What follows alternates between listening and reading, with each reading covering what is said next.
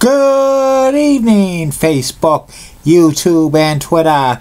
This is Rich again, back for your third and final video blog of the night for Thursday, January 14th, 2016, around 8:13 in the evening in Billerica, Massachusetts. The sun went down a few hours ago. It's now dark, a little chilly out in the 20s. Tomorrow's going to be warming up to close to 40.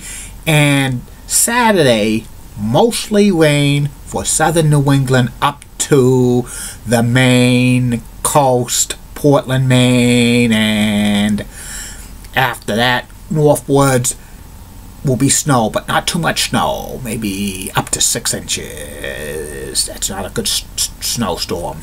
Some news to report. The Tampa Bay Buccaneers have named Dirk Koetter its new head coach. So congratulations to him.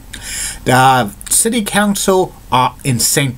Petersburg, Florida voted 5-3 to allow the Tampa Bay Rays to look for a new stadium in Tampa, Florida. The Tropicana Field is a dump.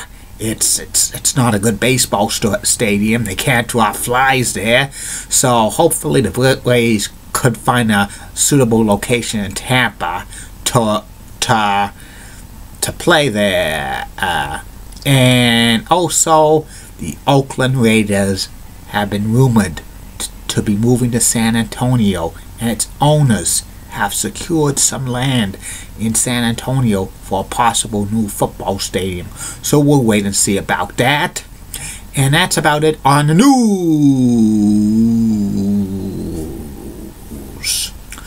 My third and final video blog subject of the night is my personality profile. Tonight's personality profile is about former professional wrestler Stan Lane. Stan Lane was in the world of sports entertainment for over 20 years and stuff. He was mainly a tag team wrestler, and he was part of 3 tag teams during his career: the Fabulous Ones, the Midnight Express, and the Heavenly Bodies. Stan was born in North Carolina. His real name is Wallace Stanley Lane, and he grew up watching professional wrestling.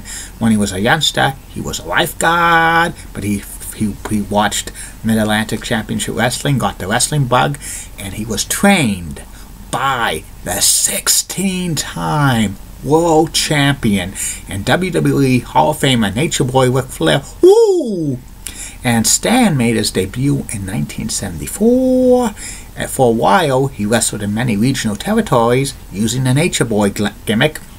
And he won some regional titles in Georgia and in Florida as single stars. And he was part of the first family in Memphis with Jimmy the Mouth of the South Heart.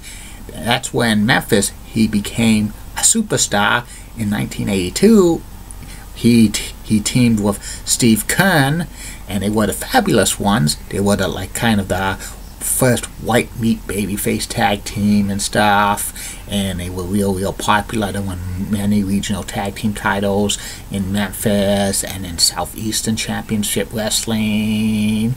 They had a run in the AWA for about a couple of years, feuding with the Road Warriors. Eventually they went to Championship Wrestling from Florida, and they feuded with Oliver Humperdinck's men.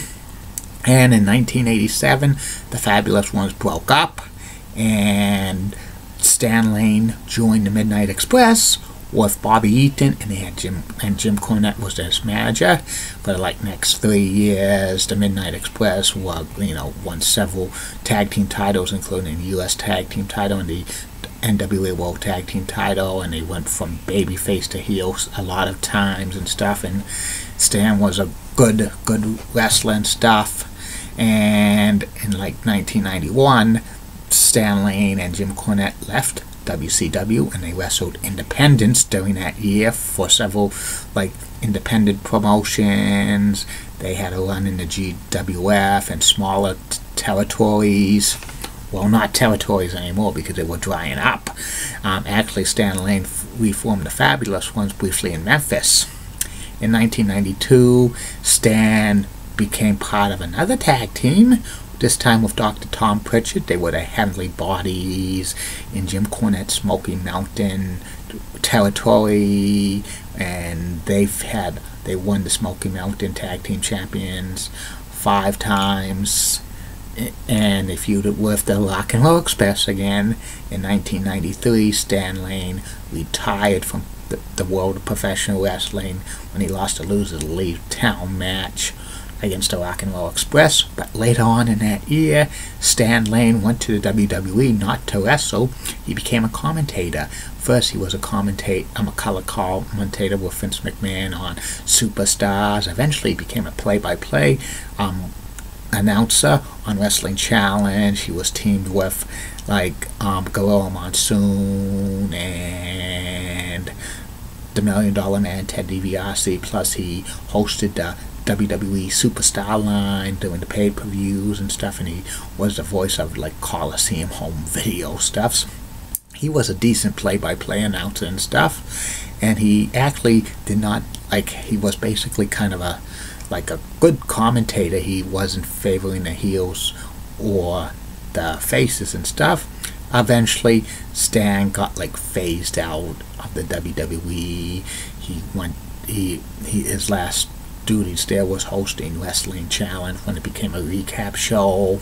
He was given the pink slip early in 1996, and then Stan briefly wrestled on reunion shows with the Fabulous, with Steve Kern, part of the Fabulous Ones. He was in that Heroes of Wrestling pay-per-view where it was awful and stuff. He wrestled Tully Blanchard.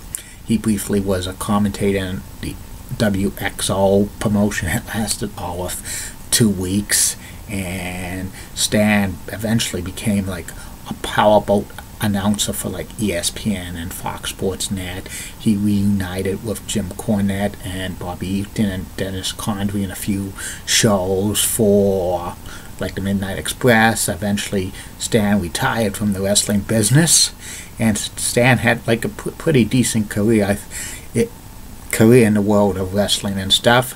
He was known more as a tag team wrestler, and when he started, he was a singles wrestler. If he used that Nature Boy gimmick, because kind of in the entire career, he could have been a copycat Ric Flair, but I couldn't see Stan Lane winning many world titles and stuff. And that's about it on Stan Lane, and that's about it on these video blogs, Facebook, YouTube, and Twitter. Tomorrow, you're gonna get 3 more video blogs. First video blog coming back for one time only this month is the top 10 list. It's going to be the top 10 Super Bowls of all time, because tomorrow will be the 49th anniversary of the first Super Bowl being played in LA, California at the LA Coliseum. The second video blog is about another football topic. Why can't a spring football league ever be successful?